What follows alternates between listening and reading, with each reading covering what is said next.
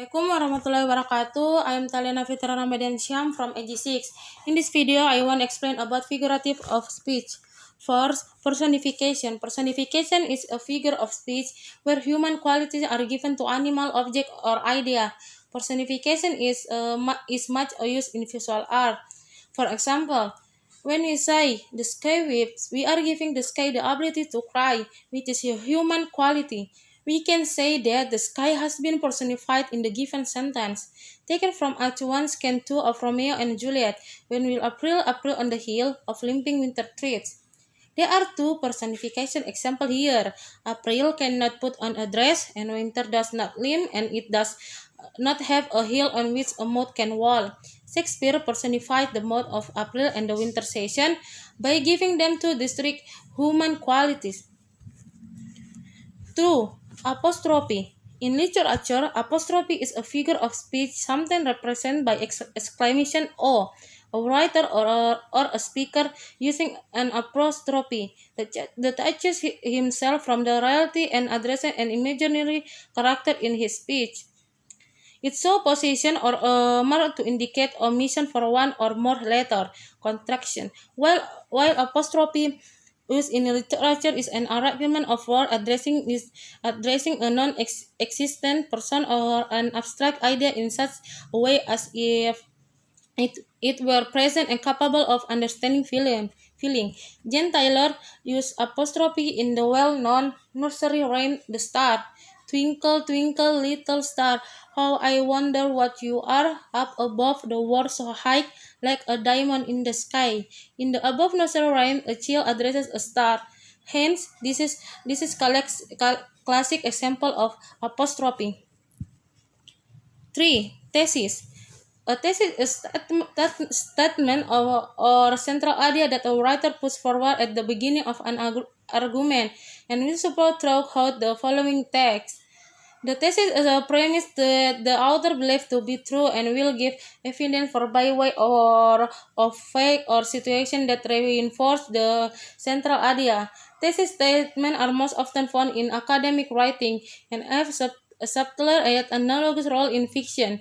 The word thesis comes from Greek, in which it means something put forth.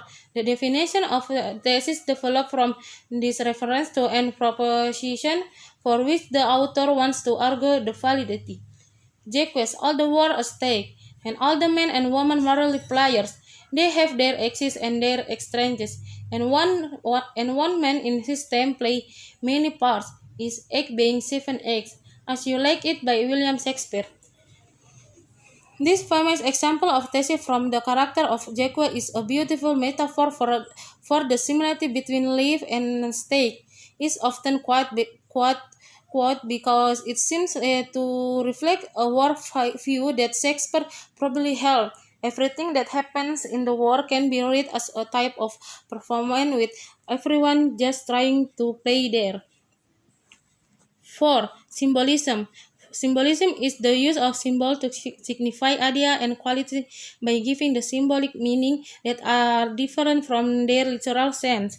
To develop symbolism in his work, a writer utilizes other figures of speech, like metaphor, similar allegory as tool.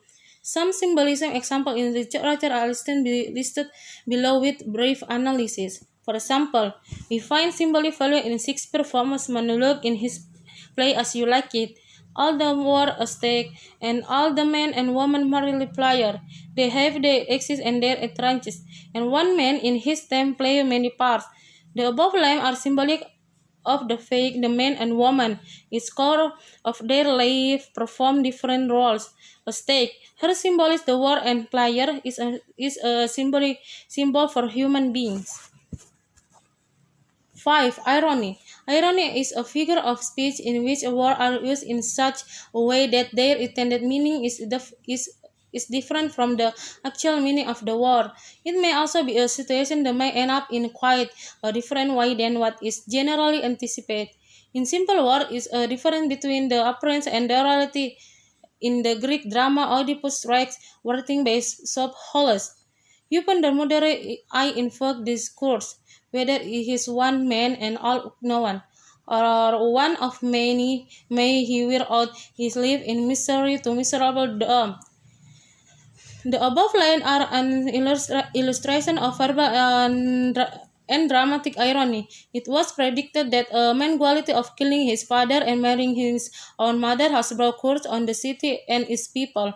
In the above mentioned line, Oedipus cursed the man who is the cause of curse on his city. He is ignorant of the fact that he himself is that man, and he is cursing himself. The audience, on the other hand, know the situation. 6.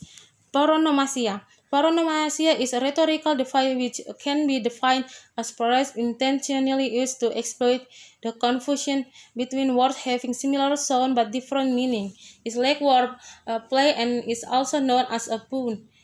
Paronomasia underscores the expertise of writer and their character, from Jesus Christ to Shakespeare.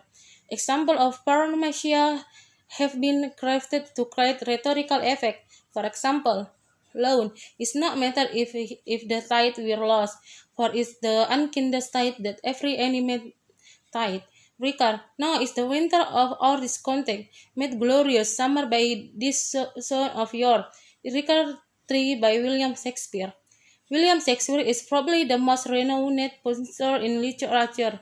Here the word tired is used as homophonic paronomasia, giving different meaning in different places. Similarly, the word soon, King Edward, know the weather of York. I think that's all for me. Thank you so much. Wassalamualaikum warahmatullahi wabarakatuh.